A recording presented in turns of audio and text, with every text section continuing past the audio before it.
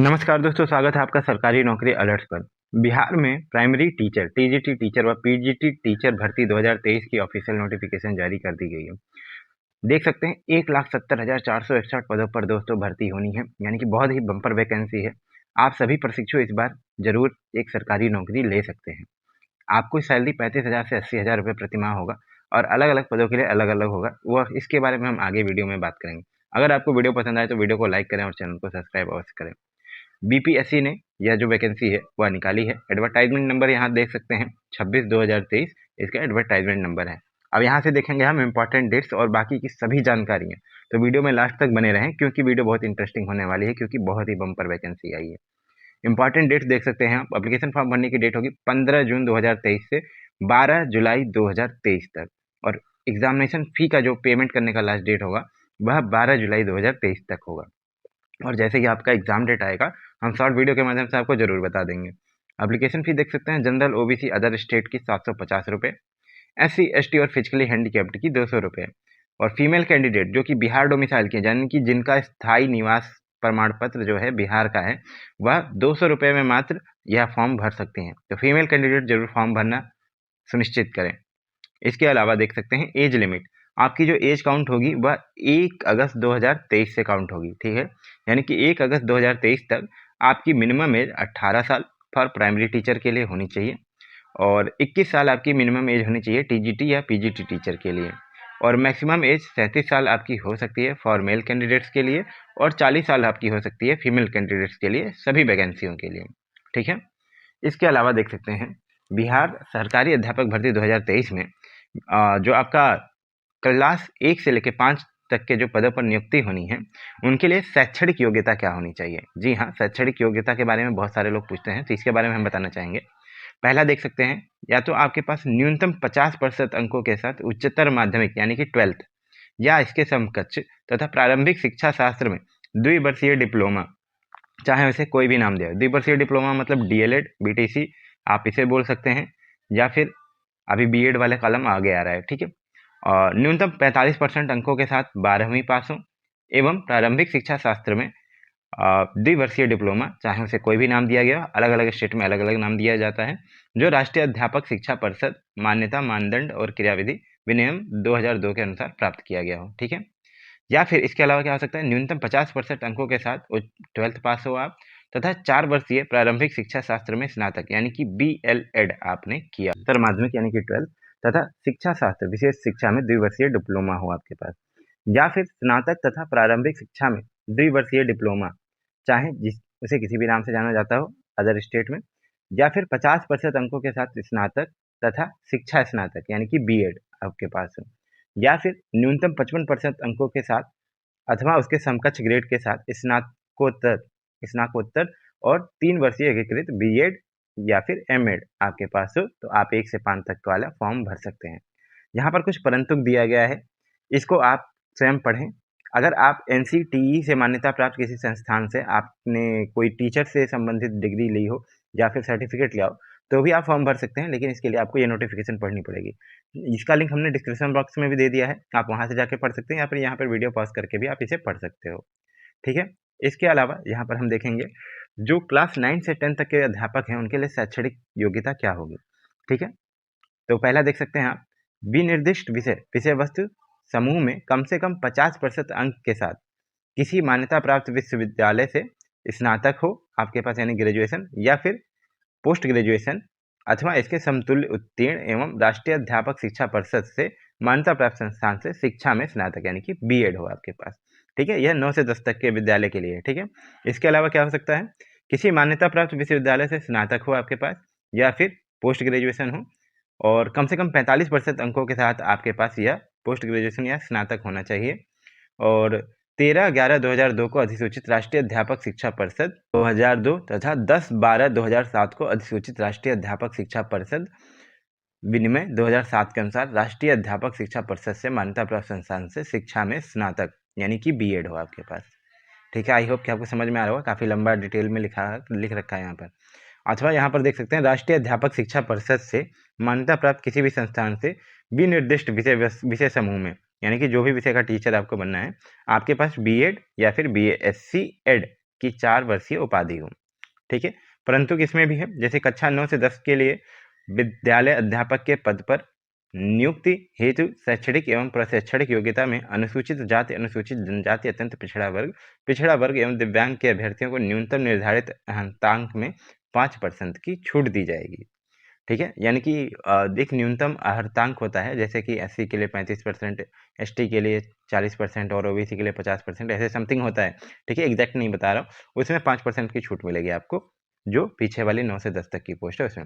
अच्छा, अब ये क्लास 9 से लेकर 10 तक के विद्यालय में अध्यापक पद हेतु गणित विषय के लिए जो एलिजिबिलिटी है वह इस प्रकार होगी कि स्नातक स्तर पर गणित के साथ आपके पास भौतिकी, इलेक्ट्रॉनिक्स, कंप्यूटर साइंस, रसायन विज्ञान, सांख्यिकी विषय में से कोई 2 विषय स्नातक स्तर पर पठित हो अथवा इंजीनियरिंग से स्नातक हो जिसमें गणित की विशेषता हो। ठीक है, और विज्ञान सब्जेक्ट के लिए क्या होगा, स्नातक स्तर पर जंतु विज्ञान, प्राणी विज्ञान, वनस्पति विज्ञान एवं रसायन शास्त्र विषय में पठित हो अथवा इंजीनियरिंग से स्नातक हो जिसमें विज्ञान की विशेषता हो। और सामाजिक विज्ञान के लिए क्या आपकी एजुकेशनल क्वालिफिकेशन होनी चाहिए, स्नातक स्तर पर सहायक विषय, प्रतिष्ठा विषय के अंतर्गत इतिहास, भूगोल, अर्थशास्त्र एवं राजनीति शास्त्र में से कोई 2 विषय में उत्तीर्ण हो जिनमें अनिवार्य रूप से एक विषय इतिहास या भूगोल अवश्य हो। ठीक है, भाषा से संबंधित विषय क्या है, माध्यमिक शिक्षक के लिए पद हेतु भाषा हेतु संबंधित विषयों में संबंधित भाषा विषय के रूप में स्नातक स्तर पर पठित होना अनिवार्य है। ठीक है, जैसे कि अगर आप उर्दू के टीचर बनना चाहते हैं तो आपको स्नातक स्तर पर उर्दू लिया होना चाहिए। इसके अलावा क्लास 11 से 12 तक के विद्यालय के अध्यापक के लिए शैक्षणिक योग्यता क्या होगी, पहली तो ये हो सकती है कि किसी पर्टिकुलर सब्जेक्ट में कम से कम 50% अंक के साथ किसी मान्यता प्राप्त विश्वविद्यालय से पोस्ट ग्रेजुएशन उत्तीर्ण हो आप, या राष्ट्रीय अध्यापक शिक्षा परिषद से मान्यता प्राप्त संस्थान से एवं, ठीक है, शिक्षा में स्नातक यानी कि बीएड आपके पास हो। इसके अलावा आपके पास अगर ये है किसी मान्यता प्राप्त विश्वविद्यालय से कम 45% अंकों के साथ पोस्ट ग्रेजुएशन तथा 13/11/2002 को अधिसूचित राष्ट्रीय अध्यापक शिक्षा परिषद विनिमय 2002 तथा 10/12/2007 को अधिसूचित राष्ट्रीय अध्यापक शिक्षा परिषद विनिमय 2007 के अनुसार राष्ट्रीय अध्यापक शिक्षा परिषद से मान्यता प्राप्त संस्थान से शिक्षा में स्नातक यानी कि बीएड हो तो भी आप यह फॉर्म भर सकते हैं। इसके अलावा किसी मान्यता प्राप्त विश्वविद्यालय से कम 50% अंकों के साथ विनिर्दिष्ट विषय में पोस्ट ग्रेजुएशन या इसके समतुल्य तथा राष्ट्रीय अध्यापक शिक्षा परिषद से मान्यता प्राप्त किसी भी संस्थान से बीएड या फिर बीएससी एड 4 साल का आपके पास हो तो आप यह फॉर्म भर सकते हैं। और न्यूनतम 55% अंकों तथा उसके समकक्ष ग्रेड के साथ विनिर्दिष्ट विषय में पोस्ट ग्रेजुएशन तथा 3 वर्षीय एकीकृत बीएड या फिर एमएड भी है तो भी आप यह फॉर्म भर सकते हैं क्लास 11 से लेकर 12 तक के लिए। अब क्लास 11 से 12 तक के विद्यालय अध्यापक के पद हेतु नियुक्ति हेतु जो विषय हैं वो इस प्रकार हैं, जैसे फिजिक्स है, फिजिक्स में सब्जेक्ट पोस्ट ग्रेजुएशन लेवल पे आपके लिए क्या हो सकता है कि फिजिक्स हो सकती है, इलेक्ट्रॉनिक्स हो सकती है, अप्लाइड फिजिक्स हो सकती है और न्यूक्लियर फिजिक्स हो सकती है। केमिस्ट्री में क्या है, केमिस्ट्री और बायोकेमिस्ट्री आपके पास पोस्ट ग्रेजुएशन में होनी चाहिए। और इकोनॉमिक्स के लिए भर रहे हैं तो पोस्ट ग्रेजुएशन में economics, applied economics, business economics होनी चाहिए। कॉमर्स के लिए भर रहे हैं तो मास्टर डिग्री इन कॉमर्स होनी चाहिए। However holder of degree of MCom in applied business economics shall not be eligible. ठीक है, अगर आप एमकॉम के होल्डर हैं इन अप्लाइड में या फिर बिजनेस इकोनॉमिक्स में तो आप एलिजिबल नहीं होंगे। ठीक है, और बायोलॉजी में अगर आपके पास बॉटनी है, जूलॉजी है, life science, bio science, genetics, microbiology, biotechnology और मॉलिकुलर बायोलॉजी, प्लांट साइकोलॉजी और provided they have studied botany and zoology at graduation. ठीक है, तो आप यह फॉर्म बायोलॉजी के लिए भर सकते हैं। और मैथ के लिए मैथमेटिक्स या फिर अप्लाइड मैथमेटिक्स है पोस्ट ग्रेजुएशन में तो फिर भर सकते हो आप फॉर्म। अब क्लास 11 से 12 तक में कंप्यूटर विज्ञान विषय के लिए आवश्यक शैक्षणिक योग्यता क्या होगी दोस्तों, न्यूनतम 50% अंकों के साथ आपको कंप्यूटर विषय में किसी विश्वविद्यालय से उपाधि यानी कि DOEACC से स्तर पर ए लेवल या किसी विषय में स्नातकोत्तर की उपाधि मिलनी होनी चाहिए। ठीक है, तो कंप्यूटर विषय के लिए क्या हो सकती है एलिजिबिलिटी आपकी, 50% अंकों के साथ कंप्यूटर विषय में आपके पास उपाधि हो या फिर DOEACC से यानी कि डोएक से ए स्तर का पोस्ट ग्रेजुएशन की उपाधि हो किसी विषय में। ठीक है, इसके अलावा किसी मान्यता प्राप्त विश्वविद्यालय या फिर AICTE से मान्यता प्राप्त संस्थान से BE या फिर बीटेक की डिग्री हो आपके पास कंप्यूटर साइंस में या फिर IT में, अथवा समकक्ष उपाधि या भारत सरकार से मान्यता प्राप्त संस्थान विश्वविद्यालय से डिप्लोमा हो। इसके अलावा किसी मान्यता प्राप्त विश्वविद्यालय या AICTE से मान्यता प्राप्त संस्थान से किसी स्ट्रीम में BE या BTech की उपाधि तथा कंप्यूटर में पोस्ट ग्रेजुएट डिप्लोमा हो, अथवा किसी मान्यता प्राप्त विश्वविद्यालय से कंप्यूटर साइंस में पोस्ट ग्रेजुएशन या फिर MSc या मान्यता प्राप्त विश्वविद्यालय से समकक्ष उपाधि आपके पास हो तो भी भर सकते हैं, या किसी मान्यता प्राप्त विश्वविद्यालय से कंप्यूटर साइंस में स्नातक या फिर BSc या समकक्ष एवं किसी विषय में पोस्ट ग्रेजुएशन हो तो भी यह आप फॉर्म भर सकते हैं। इसके अलावा देख सकते हैं किसी मान्यता प्राप्त विश्वविद्यालय से कंप्यूटर साइंस में स्नातक BSc या समकक्ष एवं किसी विषय में स्नातकोत्तर हो यानी कि पोस्ट ग्रेजुएशन हो तो आप यह फॉर्म भर सकते हैं, या किसी मान्यता प्राप्त विश्वविद्यालय से कंप्यूटर साइंस में पोस्ट ग्रेजुएट डिप्लोमा एवं किसी विषय में पोस्ट ग्रेजुएशन की उपाधि हो तो भी आप यह फॉर्म भर सकते हैं, या फिर DOECC से स्तर बी लेवल एवं मान्यता प्राप्त विश्वविद्यालय से किसी विषय में पोस्ट ग्रेजुएशन की उपाधि हो तो भी आप यह फॉर्म भर सकते हैं, या फिर सूचना एवं संचार प्रौद्योगिकी मंत्रालय से DOEC से स्तर C तथा किसी अन्य मान्यता प्राप्त विश्वविद्यालय से पोस्ट ग्रेजुएशन यानी ग्रेजुएशन की उपाधि हो तो आप यह फॉर्म भर सकते हैं। इसके अलावा MSc का 3 वर्षीय कोर्स 6 सेमेस्टर वाला अगर आपके पास है तो भी यह आप फॉर्म भर सकते हैं। दोस्तों माना कि वीडियो लंबी हो रही है लेकिन यह जो जानकारी है आपको डिटेल में दी जा रही है, ऐसी जानकारी हो सकता है कि आपको कहीं और वीडियो में ना मिले, तो आपसे उम्मीद करता हूं कि आप वीडियो को लाइक जरूर करेंगे और चैनल को सब्सक्राइब अवश्य करेंगे। अब देख सकते हैं संगीत विषय के लिए कक्षा 11 तथा 12 तक के विद्यालय के अध्यापक के लिए आवश्यक शैक्षणिक योग्यता क्या होगी, न्यूनतम 50% अंक के साथ किसी मान्यता प्राप्त विश्वविद्यालय अथवा मान्यता प्राप्त बोर्ड संस्थान से संगीत शिक्षा में स्नातकोत्तर की उपाधि तथा उसके समकक्ष अर्हता हो आपके पास।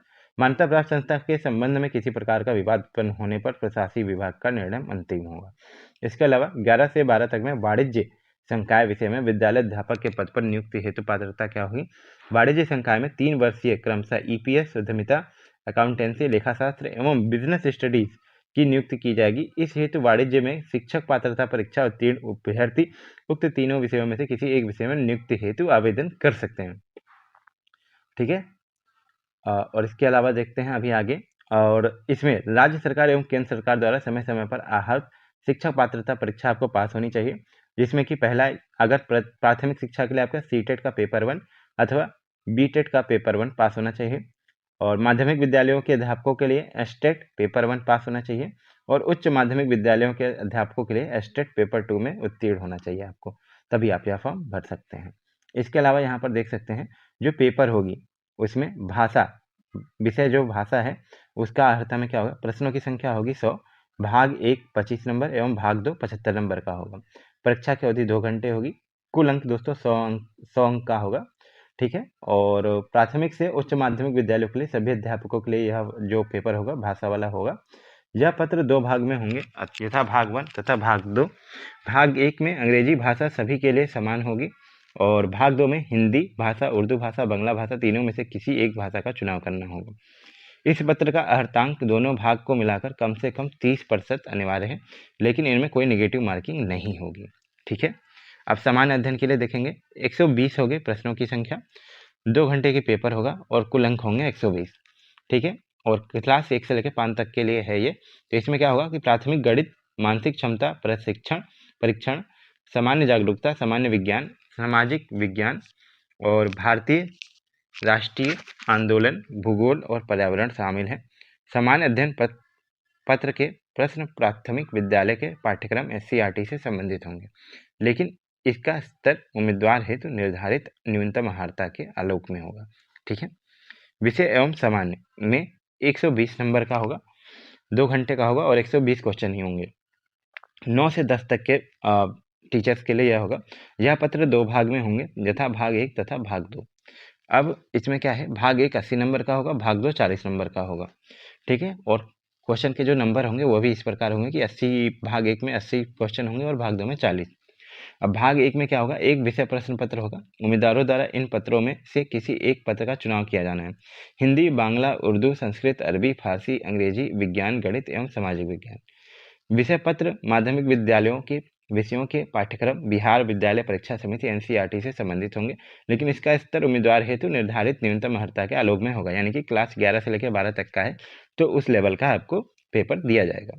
ठीक है, इसके अलावा यहाँ पर देख सकते हैं विषय एवं सामान्य अध्ययन क्लास 11 से लेकर 12 तक में 120 आपके क्वेश्चन होंगे, जो कि भाग 1 में 80 और भाग 2 में 40 क्वेश्चन होंगे और नंबर भी आपके 120 होंगे टोटल।